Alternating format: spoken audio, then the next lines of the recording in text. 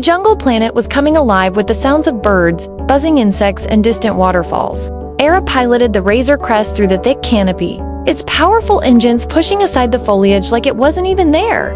"There has got to be some kind of entrance around here," Kael said, leaning out of the co-pilot seat to scan the trees below. "I just hope it isn't too far ahead. The last thing we need is another close call with those Their encounter with the Void Spawn had been one of the closest calls yet. Their ship nearly ripped apart under the strain as the Void Spawn had pushed them to their limits. And if it weren't for Lyra's quick thinking, they would have been forced to abandon ship in the middle of the dangerous jungle. Aira nodded in agreement. "I'm with you, Kael. We should find somewhere to land soon. But this jungle really doesn't look like it'll let us." They continued on, but the forest seemed to stretch endlessly on, hiding whatever secrets it held deep within its heart. But then suddenly, the trees parted, and an ancient city came into view. It looked completely abandoned, the buildings overrun by vines and foliage. But something told her that this place still held life. As they landed the ship, Aira couldn't shake off the feeling that someone or something was watching them. She couldn't see anything in the trees, but she could feel the jungle's watchful eyes upon them.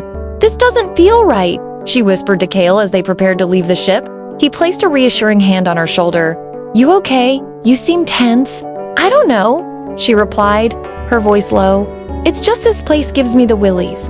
Kael squeezed her shoulder in understanding before turning to Lyra. "All right, you heard the lady. Let's go check out the city before the wildlife decides to come check us out."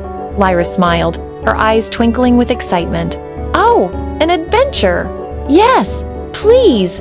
Together, they stepped out onto the jungle floor, bracing themselves for whatever challenges the ancient city might hold. Moments later, a twig snapped in the undergrowth, and Ura whirled around to face the sound. A sleek, dark figure emerged from the trees, its form lithe and predatory. "Who are you?" Aira demanded, drawing her weapon. Veyra Skorn emerged from the shadows, a cruel smile spreading across his face. "Looks like the little scavenger found another piece of the puzzle, but it seems she's brought company." Veyra Skorn Lyra spat, recognizing the traitorous smuggler. "Thought you were dead. Turns out there's more than one way to survive an explosion. Little scavenger," Veyra Skorn sneered, his eyes gleaming with malice. "And it looks like fate has brought us together again." He lunged, his blade flashing, forcing Aira to back away. Her lightsaber ignited, the emerald light slicing through the dim jungle light. Their blades clashed, sending sparks flying. Aira struggled against him, his movements fluid and precise, clearly trained in combat. Meanwhile, Kael and Lyra exchanged glances, knowing they had to act fast. Kael drew his own weapon, firing a bolt that grazed Veyra Skorn's arm, making him hiss in pain and step back momentarily. This gave Aira the opening she needed, connecting her lightsaber with his shoulder, knocking his weapon away. "Looks like our little bird has brought some reinforcements," Veyra Skorn said, his voice dripping with sarcasm. "How touching!" But now that he was distracted, Aira used the force to slam the butt of her lightsaber into his chest, sending him crashing to the ground. "Don't stop now," Lyra urged, rushing forward to help Aira weaken take him. Together, they advanced on Veyra Skorn, their weapons at the ready, determined to finish the fight. Veyra Skorn snarled, scrambling to his feet, his eyes blazing with fury. He unleashed a burst of dark side energy, knocking them all back. "Maybe you're stronger than I thought," he admitted, a grudging respect in his voice. "But it's time to end this." With a final surge of strength, he ignited his lightsaber, joining the fray, the red blade a menacing contrast against the jungle backdrop. Kael wasted no time. He fired at Veyra Skorn, pinning him in place. Lyra followed with a barrage of bolts, forcing Veyra Skorn to deflect and dodge, his movements growing increasingly desperate. "It's over," Veyra Skorn said, advancing slowly, her lightsaber held high. But then the ground beneath them rumbled. Veyra Skorn took advantage of the distraction, darting forward to strike at Aira. His lightsaber aimed at her heart, but just as his blade was about to connect, a green blur intervened. Lyra stood between them, her lightsaber raised, blocking Veyra Skorn's attack. "Lyra!" Aira exclaimed, rushing to her side. Lyra's eyes were wide with determination. "I got this, Aira! You go get the relic!" Before Aira could respond, Lyra pressed the attack, forcing Veyra Skorn back. She was smaller and quicker, weaving and bobbing just out of Veyra Skorn's reach. Every so often, she'd land a blow, but he was too powerful. Soon enough, she was on the defensive. Seizing the opportunity, Veyra Skorn lunged, but instead of attacking her directly, he struck her lightsaber, sending it flying from her grasp. With a cry of surprise, Lyra stumbled back. "It's over," Veyra Skorn said, advancing on her, his blade held high. But then a familiar voice rang out through the clearing.